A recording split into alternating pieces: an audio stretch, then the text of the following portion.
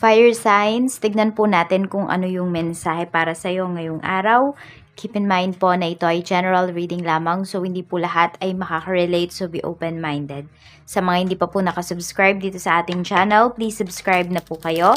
And palike na din po ng ating video, at sa mga nais naman pong mag-avail ng ating private readings, Lucky Stones and Amulet, makikita nyo po yung link sa description box below. Tarot Intentions by Aliana Reyes. Tignan natin kung ano po ang mensahe for you, Spirit Guide, ano po ang paparating kay fire signs ngayong araw. So we have Earth. Okay, so this is number 22. So pwedeng may mga plano kayo dito. Ayan, yung iba sa inyo, maybe you are into farming, you are into gardening. So pwedeng ang pinaplano ninyo dito, ano ba yung mga gagawin ninyo sa mga susunod na araw. Okay? Ano ba yung inyong, ayan yung iba sa inyo, ano ba yung itatanim ninyo. So, you are very busy ngayong araw na ito. So, we also have, number 12 naman, we have Canyon. Ayan. So, ito nga, meron nga kayong pinaplano dito. Ayan po. So, pwedeng, may mga schedules kayo na tinitignan, fire signs. So, baka meron kayong mga kasamahan, ganyan. Tapos yung mga schedules ninyo, tinitignan ninyo kung mag-fit ba sa isa't isa. We also have number 23, which is fire. Okay, so, yun. Mukhang mayroon po dito is, hindi magtutugma pala, yun. Hindi magtutugma yung inyong schedule. So, parang hahayaan nyo na lang. Ayan po. So, may mga bagay dito na kahit gustong-gusto ninyo or plinano nyo na nga ito ahead of time pero hindi siya matuloy, pwedeng you let it go na lang. Yan, hindi nyo na ipipilit. Tignan natin. Ano pa yung mensahe para sa'yo? Spirit Guide, mensahe pa po natin kay fire signs ngayong araw na ito. Ano ba yung love energy para sa'yo ngayong araw? Mayroon tayo ditong caution. So, pinag-iingat ka din dito ni Universe. Ayan po. Sabi nga dito, do not overwork yourself. Ayan. Alagaan po ninyo ang inyong presyon. Hindi ko alam kung ba't yung nakita ko dito. Ayan. So, alagaan nyo po yung inyong, presyon nga. Ayun. So, baka may mga high blood dito. Tignan natin kung ano pa yung mensahe for you. Spirit Guide, ano pa po yung mensahe natin? Mayroon tayo ditong ego and pride. So, you are very proud dito. Kung iba sa inyo, pwedeng may ma-harvest po kayo. So, you are very proud of yourself. Very proud naman kayo sa mga ginagawa ninyo. Fire signs. Ayan. Tignan natin. We also have healing, inner child. Ayan po. So, ito. May mga bagay talaga kayo na this time, hindi nyo na pinagpipilitan. So, unti-unti, nahi-heal po ninyo yung inyong mga traumas, yung inyong mga childhood traumas. So, mas kayo dito, mas nagiging mapagkumbaba kayo. Mas iniintindi ninyo kung ano ba, sabi natin before, pwedeng nandun kayo sa time na pwedeng naging selfish kayo. Fire sign. So, ngayon, pwedeng, yes, iniintindi mo yung ibang tao, but hindi naman yung nagpapaabuso ka. Meron tayo ditong avoidance. Ayan po. So, pwedeng, meron nga talaga dito. Kahit pinaplano nyo siya, hindi siya nangyayari. Kaya hinahayaan nyo na lang. Pwedeng 2 to 3 times na tong na-reschedule or na-canceled. Ayan yung nangyayari dito. So, talagang you let it flow na lang talaga kung ano ba yung mga pangyayari na ito or kung ano mang itong usapan na ito. So, nafe-feel mo siguro na baka umiiwas yung tao na yun. Kaya, laging, pag kunwari, nalalapit na yung inyong usapan, yung inyong pinag-usapan, lagi may nangyayaring aberya or gumagawa yung taong to ng dahilan para hindi ka makausap or para hindi kayo magkaharap. Tignan po natin pagdating naman sa trabaho. Spirit Guide, pagdating naman po sa trabaho ni fire signs, kamusta po ngayong araw na ito?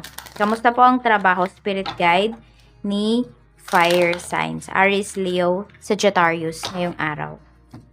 Tignan naman natin yung work mo. We have, ayan po, we have Ace of Pentacles. So, yung iba sa inyo, nafe-feel po ninyo dito na, actually, ito, meron ako nakikita pala na, hindi ko alam kung naka-leave ba kayo or absent ba kayo ganyan. or tipong kahit nasa bahay po kayo, talagang work pa rin yung iniintindi ninyo. Ayan. So, sabi nga 'di ba dito, do not overwork yourself. Yun yung sinasabi sa iyo ni universe. So sundin mo kasi po 'yan, no. Yung iba nasa bahay na pero trabaho pa rin yung inyong inaalala.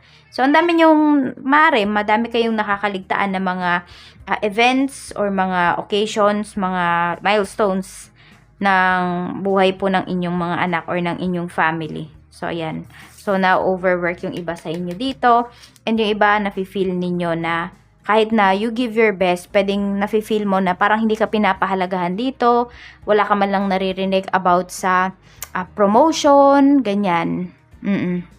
Feeling mo hindi ka napapahalagahan dito sa trabaho ngayon, kahit na you are giving your full efforts. Meron tayo ditong 9 of Swords. Ayan. So, sinasabi nga talaga ni universe, huwag mong abusuhin yung iyong sarili. Kung ibibigay talaga yan sa'yo, ibibigay yan sa'yo. Yan, kung nagawa mo na yung best mo, hayaan mo. Huwag ka masyado mag-overthink. We also have 2 of Swords. Pagdating naman po ito sa iyong negosyo. So, may decision making kayo dito. Mukhang meron kayong pinag-iisipan. Could be sa isang client, kung pagbibigyan nyo ba. Okay, ano to? Ace of Cups ito. So, mukhang wala kayong tiwala dito sa kliyente nyo na to. Or baliktad na naman, pwedeng vice versa ang nangyayari po dito. Yung client nyo na to, or siguro first time client nyo ito, wala siyang tiwala. So, mukhang siya yung nagde-decide or nag-iisip pala kung kunwari magda-down payment ba siya or sa inyo ba siya kukuha. So, pwedeng, ano ba yung maipapakita mo sa taong to para masabi na credible kayo or tutupad kayo sa usapan. Yan po. So, meron kayong kailangan patunayan dito, fire sign sa isang kliyente, which is okay lang naman, Pero kung medyo nakaka-degrade naman yung mga sinasabi niya, ay naku, wag nyo nang tanggapin. Kasi baka may ugali yung maging client nyo na ito. Tingnan po natin, pagdating naman sa finances, we have the World. So, meron kayong mga gastusin dito or could be expenses na parang hindi nyo pa rin talaga mababayaran. So, siguro ito yung nagbibigay din sa inyo ng stress. We also have the Dreamer. Ayan, no? Oo nga. Mukhang hindi siya magpo-pursue kung ano man ito. Fire sign. So, siguro yun yung way ni universe para mag-ingat kayo dito. Kung ano man po itong hindi ninyo matapos na bayarin, ayan, alamin ninyo bakit ba hindi siya natatapos. Okay? So, medyo nahihirapan kasi kayo ditong mag-start ng something. Siguro natatakot din kayo. May fear kayo na nararamdaman dito. Tignan natin pagdating sa love life. We have 6 of Wands. Okay? So, yung person mo, sobrang, abala. Okay? So, siguro ito siya yun, no? Siya yung nagkakaroon ng ego dito kasi pwedeng nawawalan siya ng time sa'yo kasi ang dami-daming nangyayari sa life niya or more on sa career niya na hindi kanya na isasama. We have balance. Ayan po yung kailangan ninyong gawin. Or pwedeng ito yun. Pwede naman kasi na ikaw yan eh. Okay, ikaw yung nawawalan ng time dito sa family mo, sa person mo, sa love life mo. Ayan po. So, sinasabi ni universe is balance lamang talaga yung kailangan mong gawin dito. Tignan natin ano ba yung blessings na pwede mong ma-receive. Spirit guide, ano po yung blessings na pwedeng ma-receive ni fire signs, Aries, Leo, Sagittarius. We have X. Ayan po. So, meron dito pwedeng may nagbabalik ba na ex mo dito. So, kung kayo po ay nasa new relationship na, do not entertain your ex na. Lalo na kung wala naman kayong anak ng taong to. Kasi, makakagulo lang talaga yan sa binabalanse mo at sa inaayos mong or sinisimulan mong relationship ngayon. Tignan natin. We have relationship harmony. So, meron naman dito nagbabalik na ex kasi pwede po na magkaayos talaga kayo ng taong yan. So, pwedeng may reconciliation talaga na mangyayari at merong pagbabalikan dito. Sabi nga dito sa iyo ni Archangel Raguel, we angels are opening the hearts of everyone involved. Arguments and conflicts are being resolved now. So, meron po talaga dito maayos na connection ngayon. So, pwedeng yan po ay dahil mahal nyo pa talaga yung isa't isa, baka nagkaroon lang talaga kayo dito ng, na parang nawalan lang kayo ng oras sa isa't isa dito. Na-focus yung inyong attention sa ibang bagay na nakalimutan ninyo na, you have relationship nga pala, you have responsibilities din dito sa person mo. Which is yung iba sa inyo, nakalimutan nyo kasi ito. Sobra kayong nag-focus sa inyong career. So maybe itong araw na to or sa mga susunod na araw, magkakaroon po kayo ng chance para sabihin natin itama or ibalanse yung mga nangyayari po sa inyong relationship, sa inyong love, sa inyong life.